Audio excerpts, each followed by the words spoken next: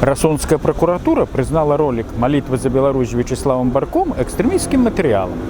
Эта молитва отбылась 17 липеня на Замковой площади у Варшаве. Дык что, юрисдикция Росонской прокуратуры распаўсюджваецца уже и на столицу Польши? Просто абсурд нейкі. Але цяпер усе падзеі, што адбываюцца ў Беларусі, нагадваюць нейкі тэатр абсурду. Улады завозяць людзей з усходу да сябе ў краіну, давозяць іх да мяжы, прымушаюць іх да незаконнага перасячэння, а потым вінавацяць у гэтым Польшу. А тут устами Меркель в свое время, в 2015 году или в каком, и другими, приезжайте к нам. Они их позвали. Ну и пошел транзит. Так і тут. Матэрыял з мерапрыемства, якое прайшло ў Польшчы, было дазволена польскімі ўладамі, у Беларусі прызнае экстрэмісцкім.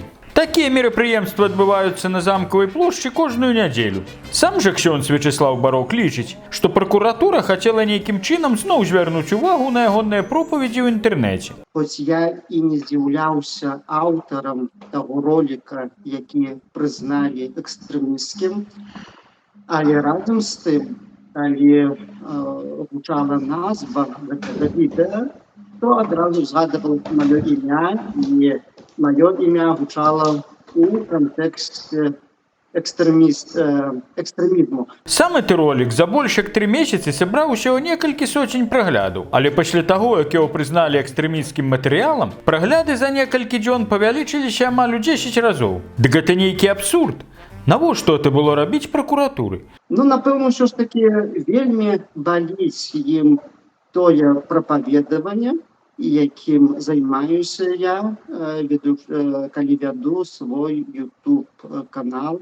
Ну і згодна з навучаннем каталіцкага касцёла даю адкрытую, ясную ацэнку ўсім тым падзеям, якія сёння адбываюцца у нашай краіне, у нашай Беларусі. Святар жартуе, што Росонская пракуратура паступіла не па-сяброўску. Замест таго, каб рэкламаваць ягоны ўласны канал, стала рэкламаваць іншы YouTube-канал.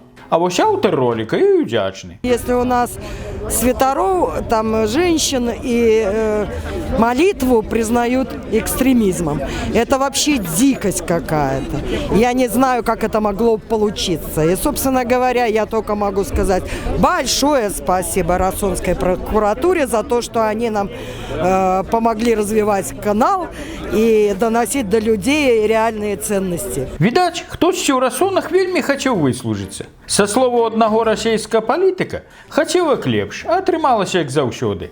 Адным словам, ідэатызм. Святар кажа, што ў сваіх казаннях заўсёды заклікае праваахоўныя органы паважаць закон і папярэджвае іх аб адказнасці. Дык можа, гэта і ёсць экстрэмізм? Як тыя, каму не да закону, будуць адказваць перад законам. Гэта ж найгоршая пагроза, якая можа быць. Сапраўды, тыя, хто павінен сачыць за выкананнем законаў, самі іх і парушаюць. Тыя, хто мусіць ахоўваць мяжу, самі яе парушаюць. Тыя, хто лічыць сябе праваахоўнікамі, самі парушаюць правы людзей. Хочацца ўсім ім сказаць, найперш заставайцеся людзьмі, бо тое поўнае правое бязмежжа, што зараз дзеецца ў Беларусі, рана ці позна скончыцца.